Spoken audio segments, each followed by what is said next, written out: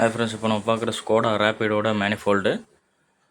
இது பார்த்தீங்கன்னா எவ்வளோ ஸ்லெட்ஜாக இருக்குன்னு தெரியும். கார்பன் டெபாசிட் அதிகமாக இருக்குது.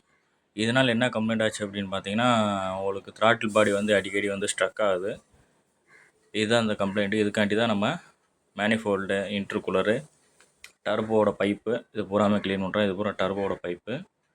டர்போலேருந்து வந்து ஏர் ப்ரெஷர் வரும். இது வந்து ஈஜிஆர் பைப்.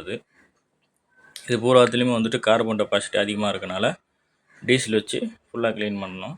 க்ளீன் பண்ணிட்டு நம்ம வாட்டர் வாஷ் பண்ணி மாட்டுறோம். அடுத்து பார்த்தீங்கன்னா, இதான் மேனிஃபோல்டு வந்து மவுண்ட் ஆகிருக்க ப்ளேஸு. இதில் தான் வந்து மேனிஃபோல்டு மவுண்ட் ஆகிருக்கும். இதில் பார்த்தீங்கன்னா 10 போல்டு இருக்கும் மேனிஃபோல்டை ரிமூவ் பண்ணுறதுக்கு. அந்த 10 போல்டு பார்த்தீங்கன்னா இது T30 அலாங்கி போட்டிருப்பாங்க. T30 பிட்டு போட்டு நம்ம அந்த இதை கழட்டிக்கலாம். போல்டை கழட்டிட்டு நம்ம மேனிஃபோல்டை ரிமூவ் பண்ணிக்கலாம். இதுதான் அந்த போல்ட்டு. இப்போ மேலே பார்த்தீங்கன்னா காமன் ராயில் வந்து மவுண்ட் பண்ணியிருப்பாங்க இந்த 2 இதுலேயும். இதை நம்ம ரிமூவ் பண்ணிட்டு தான் நம்ம ரிமூவ் பண்ணணும். Thank you friends.